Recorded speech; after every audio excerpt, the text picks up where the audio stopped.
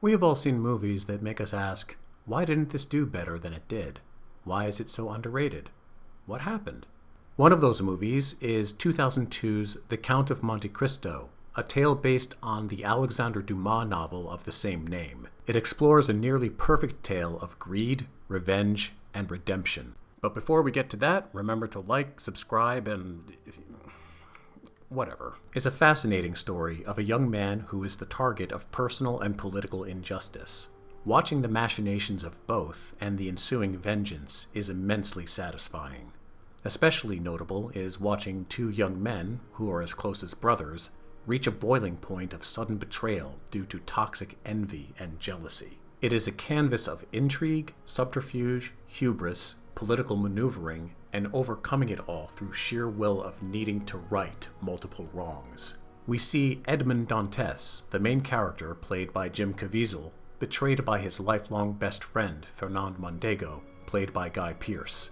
He is unjustly thrown into a prison and forgotten by a political system that wants to cover up a lurid conspiracy. He is locked into a dank and dark cell overseen by a cruel warden and only rats as companions, until he befriends a wizened old man, Abbe Faria, a pivotal character who mentors him in all sorts of ways of the world and helps him grow into the hungry, vengeance-seeking man he becomes. I'm not going to go point by point on the plot, as I believe you should be able to watch and enjoy it without too many spoilers if you haven't seen it. But here is what makes the movie work so well. Jim Caviezel brings a genuine intensity to his performance. I'd even argue he plays two different people, Edmund and the Count. Edmund is well-meaning but illiterate and naive. The Count is a cunning, ruthless, steel hand in a velvet glove seeking to pummel those who wronged him years earlier. One of the ways in which he shows the difference between characters is in the voice he employs. Note how Edmund's voice is more vibrant. Being your friend is always an adventure.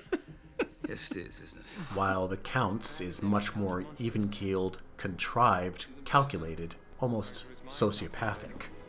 I've been looking forward to this moment for some time. Another part of this stark contrast is how Caviezel looks as a prisoner versus a prince. And it's more than that royal beard and clothing.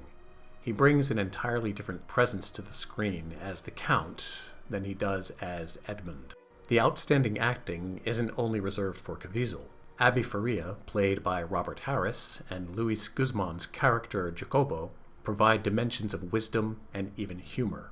Watching Guy Pearce's character look on with envy at his friend as he enjoys what he cannot is prime acting in subtext, and it plays out this way for the entire film. Watch Edmund's eyes and listen to his voice as he realizes he is being backstabbed by his childhood friend. You ready? Why are you doing this? Oh, it's complicated. Spoiler ahead. Another aspect I love about this film is one of the minor characters, Albert Mondego. Again, spoiler here, skip ahead to this timestamp if you don't want to hear it. Last warning. It is revealed that he is the son of the Count, not Fernand, as we are led to believe. You are the son of Edmond Dantes.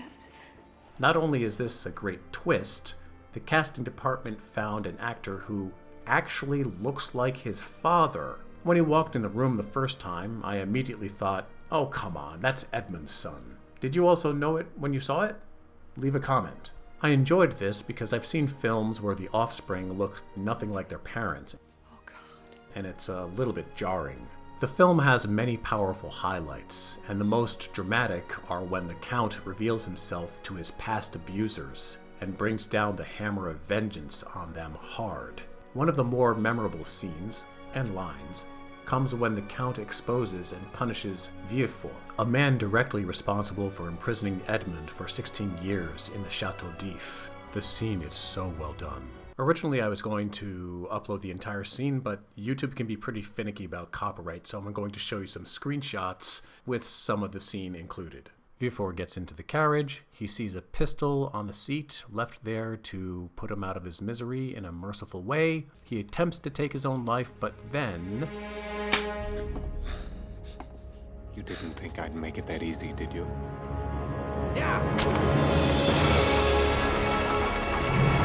elements here perfectly paint the sentiment. From the setup giving Villefort false hopes of an easy escape, Edmund's chilling line, You didn't think I'd make it that easy, did you?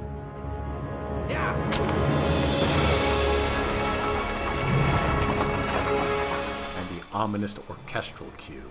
It's the perfect send-off of seething vengeance fulfilled. This is just one example throughout the movie where we get to see the manipulative machinations of a man nearly gone mad. The rest of the film is a true delight and underrated to this day. What do you think? Check out this video next. You'll like it.